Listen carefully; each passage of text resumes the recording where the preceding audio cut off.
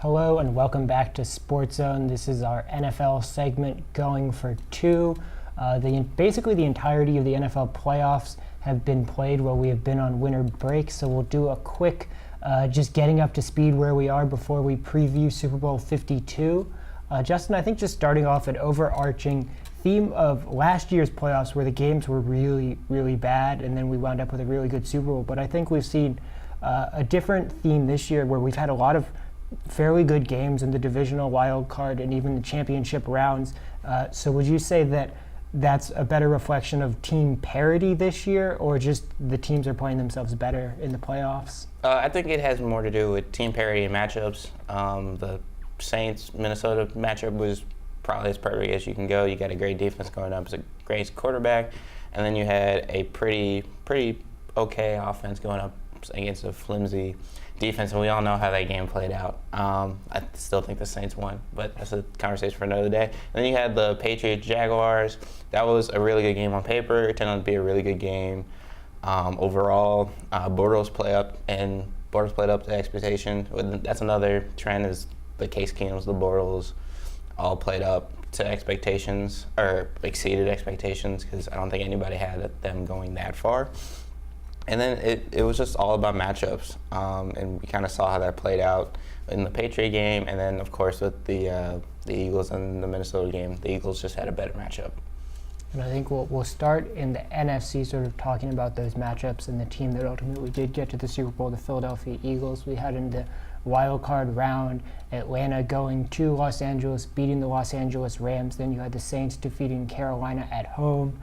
We had the Minnesota playing New Orleans in that game that you mentioned, with Stephon Diggs scoring with no time on the clock, when really all they had to do was push him out of bounds, but or touch him, or just touch him, or not duck under him and let him run by. Or take out your teammate. That is a conversation for another day. The Philadelphia Eagles, holding off the Atlanta Falcons, who had first and goal from the 2-yard line, were unable to get points that they needed, losing that game 15-10, and then the Philadelphia Eagles handling the Minnesota Vikings in the NFC Championship game, and somewhat of a surprise. Now, the Eagles are the number one seed in the NFC, but obviously their star quarterback Carson Wentz is out. So, Justin, are you surprised that the Eagles were able to move through the NFC playoffs and get to the Super Bowl as they were? I'm not surprised that they got to the Super Bowl. Their defense was that great, and their offense was managed enough. Like, Nick Foles is definitely one of the top 2 or 3 backups in the NFL. I mean, he was a starter a couple years ago, more than capable. But their defense is probably one of the top 3 in the NFL as well. And they have a stout running game. They got 3 really good backs, 2 really good wide receivers. So it was more managing Nick Foles, and they were able to do that in the 2 games that they won. And you really saw that with Minnesota. I think that was more an indication of the hangover from Minnesota coming back, because I think they were kind of feeling themselves a little bit all week. All the interviews, if you watched ESPN or Fox Sports, of like how'd you feel about the miraculous win, and I don't think they prepared well enough for that game, and it kind of showed. So yeah, I'm not really surprised by Philly. Once went down, I thought the Saints were actually going to be the team. They might have, if somebody touches somebody and doesn't tackle his own teammate. We never know. We'll never know. But yeah, I'm not really surprised by Philadelphia. Their defense is just that good. And so Philadelphia back in the Super Bowl for the first time in 15 years. Coincidentally, the same matchup that they had all those years ago against a familiar face, the New England Patriots.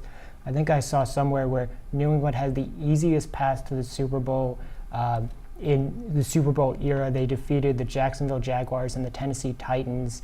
The big names who maybe could have been them a little bit of trouble, Kansas City Chiefs and the Pittsburgh Steelers, really performed below expectations and didn't even get a chance to play against the New England Patriots. So do you think we really have a good idea about this New England Patriots team, given that they haven't played the strongest quality opposition in the playoffs? Yes. I'm going to say yes. Granted, the Tennessee game was, I think everybody knew it was going to end up the way it did. I'm a Patriot fan, so I know everybody was really, a lot of Patriots fans were feeling themselves when we played Jacksonville and saying we're going to blow them out like we did Tennessee. I was more suspect in terms of, I thought it was going to be closer the way it turned out, because Jacksonville has a really good defense. Offensively, I think they're going to be in good shape because of the way Jacksonville's defense played and the way they had to play without Gronk. So I think that's a good indication that the offense is ready for the Super Bowl. The defense, on the other hand, I'm not sure, because they did play Marcus Mariota, Blake Bortles. They had trouble stopping the run, even with them playing Marcus Mariota and Blake Bortles. So when they play Nick Foles, who I think is better than both of them, and has 3 really good wide receivers and like 3 or 4 really good running backs, I'm going to be interested to see how the defense holds up, because I don't think the defense has been adequately tested with average to above average type of quarterback, which I think Nick Foles kind of falls into. And so Super Bowl 52, the Eagles, Patriots, it's a week away, a week from when we're taping, a week from Sunday. A lot of things can change in the landscape. You mentioned the injury to Rob Gronkowski is really the big question mark heading into the game. But what do you think a week away from Super Bowl Sunday are the keys for the Eagles and for the Patriots that both those teams respectively need to have go well in that game for them to win?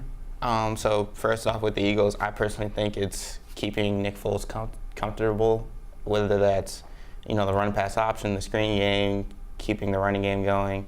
I think if he has a good start, they'll have a really good chance of winning on the offensive side of the ball. And then on the defensive side of the ball, it's going to be who's going to match up with Gronk. I'm assuming he's going to play. I'm not sure. He might not. I think Malcolm Jenkins is going to get that first test. But if Malcolm Jenkins or somebody can hold a one-on-one matchup with Gronk, similar to the way Kansas City and Eric Berry hold a one-on-one matchup with them, you could press the corner, you could press their wide receivers. They're really small, somewhat shifty. The defense has a really good chance, and if they can only rush 4 with Fletcher Cox and Chris Long and everybody, because that's when New England struggles. It's how they lost their 2 Super Bowls, rushing to 4, pressing man. They have a really good chance because I think this defense is really equipped to play a team like New England. But their biggest thing is manage Nick Foles and keep his confidence high. And then for the Patriots side of the ball, it's kind of the big overall arcing question is Gronk playing? If Gronk's playing, you have one game plan. If he's not, you're probably going to see what they did in Jacksonville or against Jacksonville. Offensive side of the ball, if Gronk's playing, you try to feed it to him, play through the running backs. My big question for offensively is the right tackle. They're down to the 3rd string. Will he hold up against this 4-man pass rush? And will they react to the blitzes that I know Jim Schwartz will do? And then defensively is kind of like what we talked about earlier. They haven't been tested. Can this defense, play the running game and the passing game? Or are they going to try to take away one? Can they stop the running game? I don't know. I'm not really confident in them. Their linebackers are really, really bad. So yeah, and then Malcolm Butler against Nelson Aguilar is going to be a fun matchup because Malcolm Butler struggled all year and Aguilar has been great this year. So those are my keys.